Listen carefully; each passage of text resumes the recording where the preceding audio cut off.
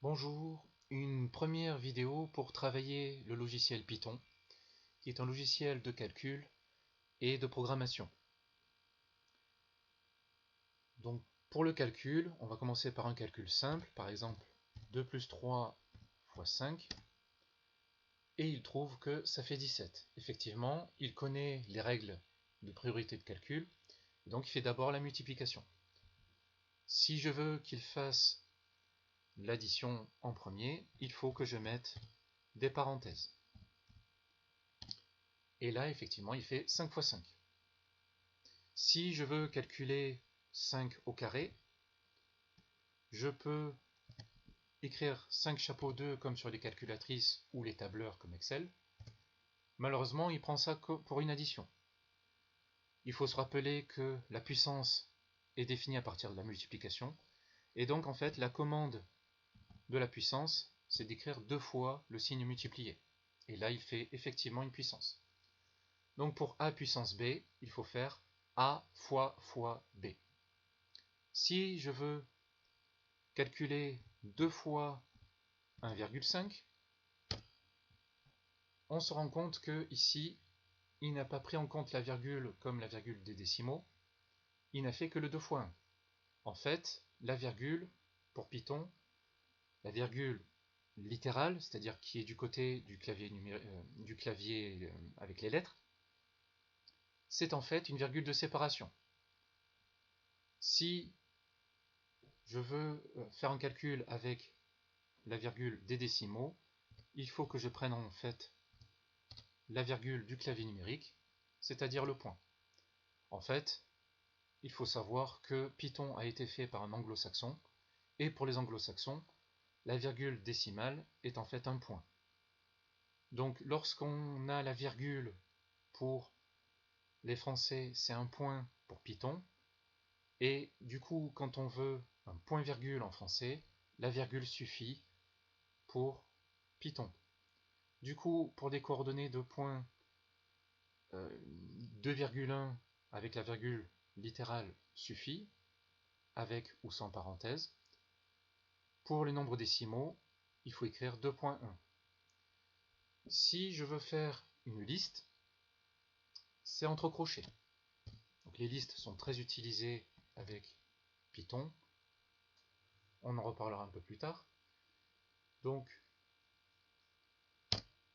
là, il a pris en compte le fait que j'ai créé une liste où il y a deux éléments, 2 et 1, séparés par la virgule. Si je veux utiliser des fonctions mathématiques particulières, par exemple le nombre pi, il ne connaît pas. Si je veux utiliser la racine carrée, square root en anglais, il ne connaît pas. L'idée, c'est que pour ne pas surcharger la mémoire vive de Python et de l'ordinateur, les commandes sont enfermées dans ce qu'on appelle des librairies, et si on veut les activer, il faut faire appel à ces librairies. Donc la librairie qu'on utilisera, c'est la librairie mathématique, et la commande pour l'activer, c'est from mat import étoile. À ce moment-là, il connaît le nombre pi, enfin une valeur approchée de pi, largement suffisant avec plus d'une dizaine de nombres après la virgule. Je rappelle que pi a un nombre infini de nombres après la virgule, il est irrationnel. Et pareil pour racine carrée de 3, il me donne une valeur approchée. Voilà pour faire des calculs avec Python, les commandes de base. Ensuite, on peut créer des fonctions. Alors attention, les fonctions dans le langage mathématique, ce n'est pas ce qu'on voit avec les fonctions numériques en troisième et en seconde. Les fonctions numériques, c'est à un nombre, ça associe un nombre. Mais les fonctions en termes généraux, à plusieurs variables, elles associent une variable, une phrase, plusieurs sortes de choses. Donc là, c'est une généralisation du point de vue du mot fonction. Donc la structure d'une fonction, c'est toujours la même. On écrit def avec un espace et le nom de la fonction, def pour définir, le nom de la fonction avec entre parenthèses les variables, et 2 points. Attention, si on oublie les 2 points, il y a un message d'erreur. Une fois qu'on fait entrer, on va à la ligne en dessous, on met les instructions, et ensuite, éventuellement, on demande à afficher le ou les résultats. Donc, par exemple, avec le calcul du centre d'un intervalle AB, j'écris def centre A, B, donc la virgule de séparation, 2 points, entrée, je vais à la ligne. Je veux qu'il calcule le centre que je note C, donc C égale A plus B divisé par 2, ça c'est la formule qu'on a vue au chapitre 1. Et ensuite, je veux qu'il me donne la réponse sous forme de phrase, et donc je la mets entre guillemets. Le centre de l'intervalle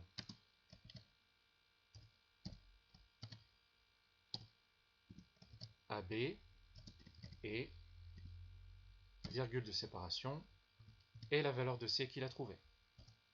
Je fais entrer, encore une fois, il me sort de la définition de la fonction, et si je tape centre 2,8, la virgule de séparation, toujours, il me retourne une phrase, comme je l'avais demandé, avec le résultat. Le centre de l'intervalle de 8, c'est effectivement 5. Maintenant, je peux simplifier le programme. Si par exemple je sais très bien ce que le programme me retourne, pas besoin de faire une phrase. À ce moment-là, je redéfinis la fonction. Donc le premier programme sera automatiquement écrasé.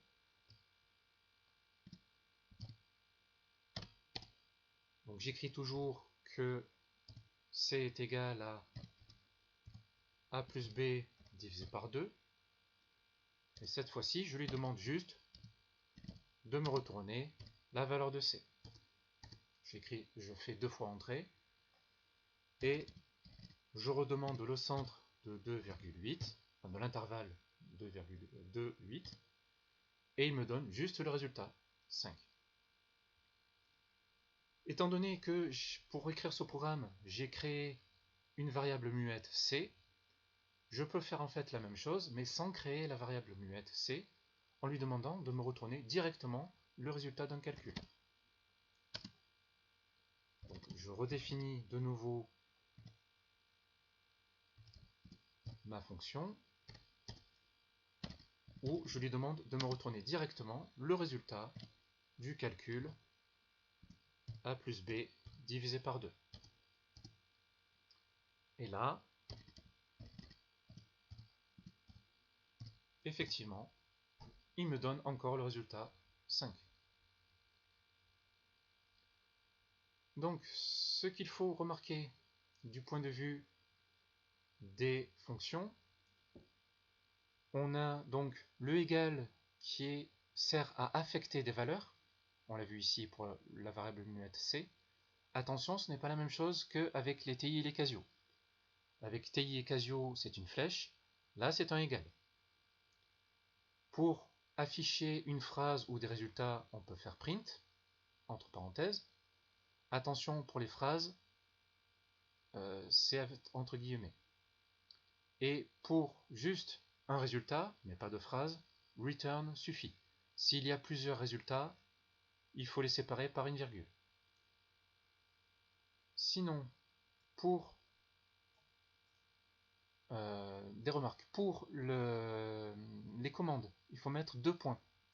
Si vous ne mettez pas 2 points à la fin de la définition ou de certaines instructions comme les boucles, il y a un message d'erreur.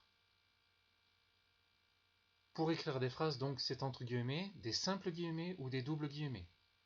Dans l'exemple que j'ai donné ici, je fais remarquer que j'ai mis des doubles guillemets parce que l'apostrophe ici, de l'intervalle, c'est une simple guillemet, il y aurait eu un bug. Donc, j'ai mis des doubles guillemets.